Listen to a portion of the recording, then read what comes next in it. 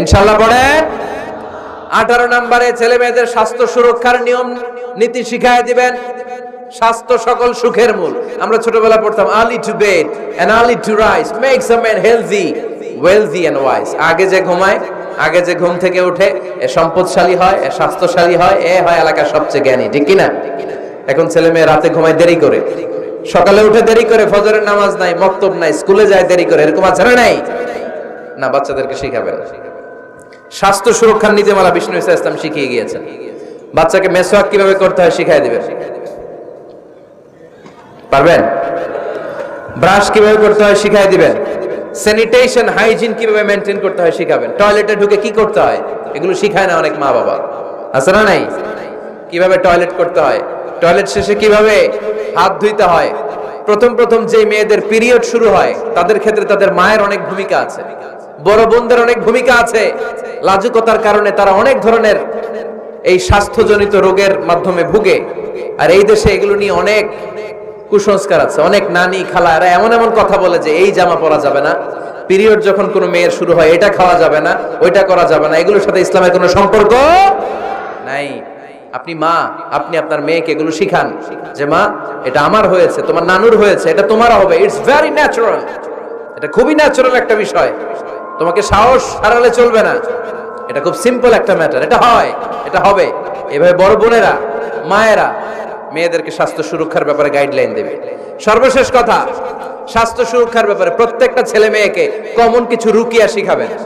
প্রত্যেক ছেলে এবং মেয়ে নিজের ঝাড়ফুঁক যেন নিজেই করতে পারে। এই তোমার মাইকের কি হয়েছে আবার, এরকম আওয়াজ কেন? কমন কিছু ঝাড়ফুঁক, যেমন সূরা ফালাক, সূরা ইখলাস, সূরা ফালাক, সূরা নাস। প্রত্যেক ছেলে মেয়ে নিজেই যেন সূরা ইখলাস, সূরা ফালাক, সূরা নাস পরে ফু দিয়ে সারা গায়ে মাসাই করে নিতে পারে।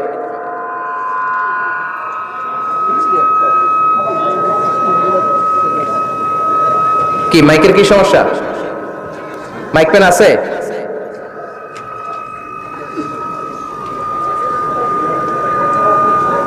মাইক পেন কই? আওয়াজ কেন?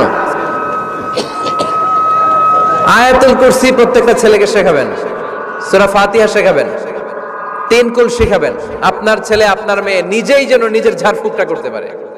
It's a protection from your Lord, এটা আল্লাহর কাছ থেকে প্রোটেকশন। প্রত্যেক ছেলে মেয়ে ঝাড়ফুঁক করে নিজের গায়ে নিজে ফু দিবে, এগুলো শেখানো যাবে। 19 নাম্বার, ছেলে মেয়েদেরকে নামাজের আদেশ করেন। বিশ্বনবী বললেন মুরু আওলাদাকুম বিসসালাতি ওয়া হুম আবনাউ 7 সিনিন ওয়াদরিবুহুম আলাইহা ওয়া হুম আবনাউ 10 সিনিন। ছেলে মেয়েদের বয়স যখন 7 হয়ে যায় নামাজের আদেশ দিয়ে দাও। আবার ছেলে মেয়েদের বয়স যখন 10 হয়ে যায় শাসন করে হলেও মসজিদের ভিতরে ঢুকায় দাও। আদেশটা কার? চিল্লায় বলতে হবে, আদেশটা কার? আউয়ালু মা ইউহাসাবু বিহিল আবদু ইয়াউমাল কিয়ামাতি আস-সালাহ। কিয়ামতের দিন সর্বপ্রথম আল্লাহ যে হিসাবটা চাইবে সেটা সালাতের হিসাব। যার নামাজ নাই তার ঈমান নাই। আওয়াজ করে বলেন, যার নামাজ নাই তার কি নাই? ঈমান নাই। ছেলে মেয়েদেরকে শিখান। অনেকে 4 ওয়াক্ত নামাজ পড়ায়, ছেলে মেয়েদেরকে ফজরের সময় ডাকেন, আছে না নাই? যদি জিজ্ঞেস করি কেন ডাকেন না, কয় আদরের ছেলে, একটু ঘুমাক। আচ্ছা, ভোর 5টার দিকে যদি আপনার ঘরে আগুন লাগে কি করবেন? ভোর 4টার দিকে আপনার ঘরে দাও দাও করে সিলিন্ডার ব্রাস্ট হয়ে আগুন লাগছে, কি বলবেন? ছেলেটা আর একটু ঘুমাক, আদরের ছেলে তো, হ্যাঁ বলবেন না? তখন কি করবেন? ডাকবেন। এই দুনিয়ার আগুন থেকে বাঁচানোর জন্য যদি ছেলেকে ফজরের সময় ডাকেন, জাহান্নামের আগুন থেকে বাঁচানোর জন্য ফজরের সময় ওকে ডেকে দেওয়ার দরকার আছে না নাই? 20 নম্বরে, ছেলে মেয়েদের বয়স যখন 10 বছর হয়ে যায় বিশ্বনবী বললেন তাদের বিছানা আলাদা করে দাও। ইদা বালাগাল আওলাদু 10 সিনিন ফাররিকু বাইনাহুম ফিল মাদাজি। ছেলে এবং মেয়ে বয়স যখন 10 বছর হয়ে গেলে মেয়ে তার বাবার সাথে এক বিছানায় ঘুমাতে পারবে, ছেলে তার মায়ের সাথে এক বিছানায় শুতে পারবে। তাদের বিছানা আলাদা করে দেন। In this time they should have taken some a little bit privacy. একটু প্রাইভেসি দেন ওদেরকে, ওদের প্রাইভেট লাইফ লিড করতে দেন। কিন্তু যতই প্রাইভেট লাইফ লিড করুক, বাবা মা হিসেবে আপনার মনিটরিং থাকার দরকার আছে না নাই? আপনার ছেলে কার সাথে মেশে, আপনার ছেলে কোথায় যায়, কোন কোন চ্যানেল দেখে, অনলাইনে কি ব্রাউজ করে, তাফসীর মাহফিল দেখে নাকি পর্নোগ্রাফি দেখে যৌবনটাকে নষ্ট করে, এটা দেখার দরকার আছে না নাই? সব মনিটরিং করতে হবে। 22 নাম্বার, প্রপার ট্রেন আপ করেন। ছেলে মেয়েদেরকে সাঁতার শিখান। সাঁতার শিখাইছেন নিজে, ছেলে মেয়েকে কে কে হাত তোলেন? শিখাইছেন? শিখাইছেন? শিখান নাই, এ ভুল করছেন আপনারা। হাত নামান। ছেলে মেয়েদেরকে মাস্ট সুইমিং শিখাবেন। দেখেন এই রাস্তায় কিভাবে চলতে হয় বাবা ধরে ধরে শিখায়। আব্বু হাঁটো হাঁটো, পড়ে গেলে আবার ধরে। মাটির মধ্যে কেমন করে আপনার ছেলে হাঁটবে চলবে এটা শিখাইলেন। আপনার ছেলে যদি পানিতে পড়ে ওইখানে কিভাবে বাঁচতে হবে শিখানোর দরকার আছে না নাই? সন্তানকে কখনো ননির পুতুল করে গড়ে তুলবেন না, কষ্ট সহিষ্ণু করে গড়ে তোলেন। উপকূল পরিবেশে, কষ্টকর পরিবেশে কেমন করে বেঁচে থাকতে হয় এগুলো শিখায় দেন। ওর জীবনটারে কল্যাণময় করে দিবে কে? খেয়াল রাখবেন সব ছেলে মেয়েদেরকে সুইমিং শিখাবেন, কুকিং শিখাবেন, রান্না শিখলে কাজে লাগে না? ওরে হোস্টেলে দিলে নিজে রান্না করে খেতে পারবে, বাইরে স্কলারশিপ পেয়ে পড়তে গেলে নিজে রান্না রিজেন করতে পারবে। ড্রাইভিং শিখায় দিবেন। আল্লাহর হাবিব সাল্লাল্লাহু আলাইহি ওয়াসাল্লাম বলেছেন, আল্লিমু আওলাদাকুম আস-সিবাহা ওয়া রিমায়া ওয়া রুকুবাল খাইল।